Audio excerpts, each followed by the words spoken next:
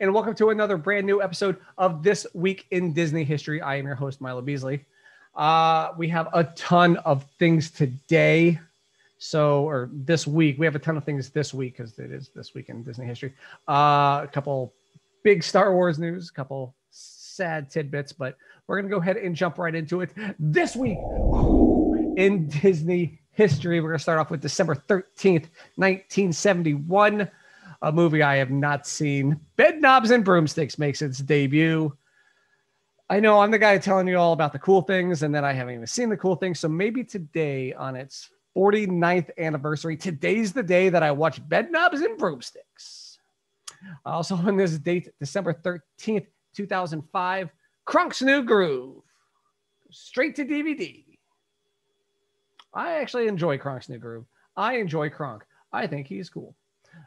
December 14th, there's actually a couple cool little things here. In 1934, MGM releases their version of Babes in Toyland, starring Laurel and Hardy, which I believe you can see on the Disney Plus.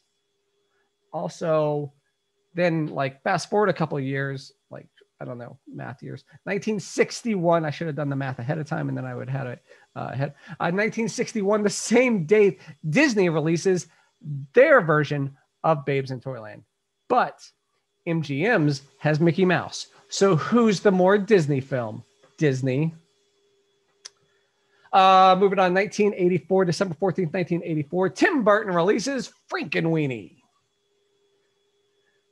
Okay, so I know what you're saying. No, that movie was released. No, okay, yeah. This was actually a short featurette that Tim Burton produced, titled Frankenweenie, which actually inspired the 2012 movie Frankenweenie by Tim Burton.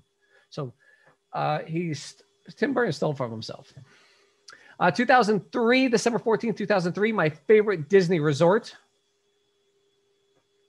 Disney's Pop Century opens up to guests. The classic years, as it was called. It was supposed to actually be two different hotels, but the classic years, the 1950s through the 1990s, opens up to guests. It is my favorite resort. I actually wrote out, I think, 3 hurricanes there. I absolutely love it. I love the 80s because, I was born in the 80s. So you get to see the big Roger Rabbit. And then the 90s are really weird there. It didn't age well. The 90s at Pop Century didn't really age well. So we're going to go ahead and move on.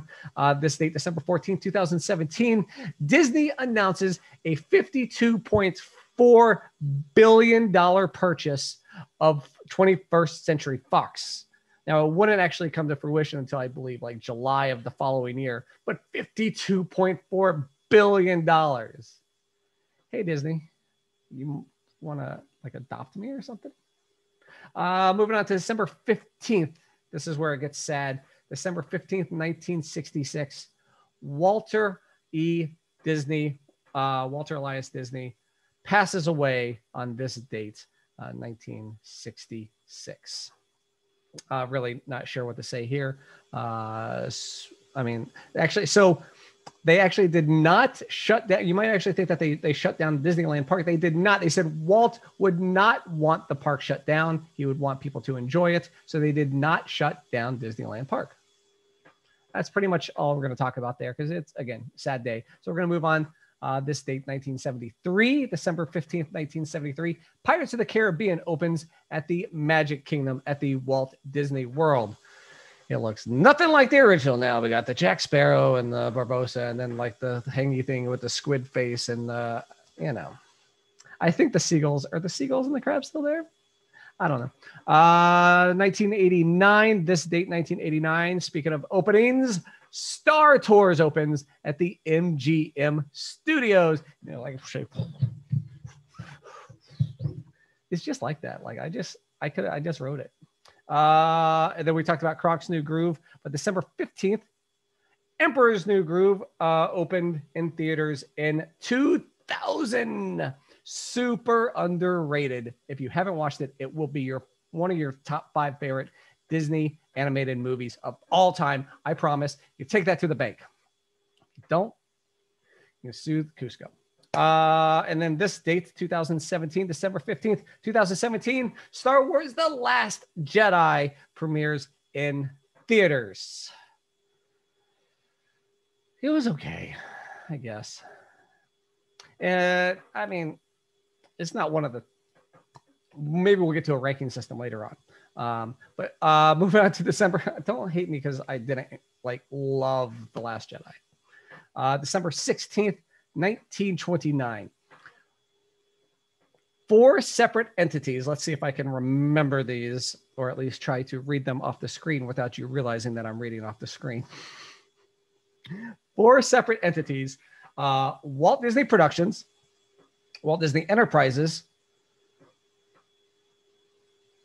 Disney Film Recording Company, and the Lyle Realty and Investment Company. Ooh, I did it with only looking once. Combine to form Walt Disney Studios. Woo! We're now a real studios company. Woo! Happened way back in 1929.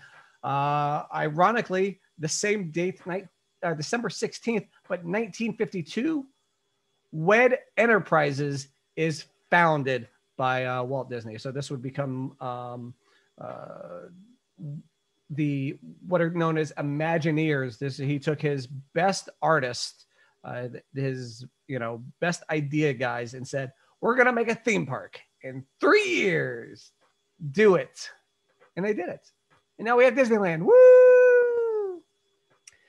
Same date, December 16th. I think we're still on 1983. The best version of the Christmas Carol, Mickey's Christmas Carol, is released in front of The Rescuers, as a short in front of the Rescuers movie. And then also 1983, the very first Mickey's Very Merry Christmas Party takes place at the Magic Kingdom.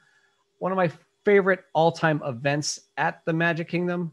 Back in the 90s and early 2000s, there'd be nobody there, and you would have free for all. But now they're sold out every night.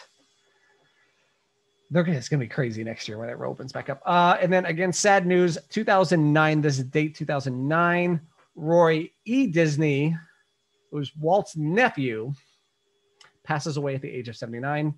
Roy E. Disney was an executive at the Disney company. So yeah, this is again not a good week for the Disney company, for the Disney family. Wait till next week, it gets even crazier. So December 16th, get back to good news. December 16th, 1966. So just was that 2 days after Walt passes, Roy O. Disney, who was Roy E. Disney's father and Walt E. Disney's brother, announces that the Florida project will still go. And not only that, the Florida project will have Walt's name in front of the project. So that's why there is Disneyland and Walt Disney World. So you can thank Roy O. Disney for that. December 17th, 1990. Honey, I Shrunk the Kids play area opens up at the MGM Studios. Had the giant ants and the Play-Doh, and then I think there's the water. It was pretty cool. I'm not going to say I went on there when I was a big kid, but I went on there when I was a big kid. And then 1994, the 90th thing to ever happen. Planet Hollywood opens up at Pleasure Island. Legit, that's the most 90s thing, right? Is that that Planet Hollywood opens at Pleasure Island at Walt Disney World. It's the most 90s sentence ever. They had Arnold Schwarzenegger was a co-owner. Maybe it was crazy. It was Hard Rock for movies, but it never really took off.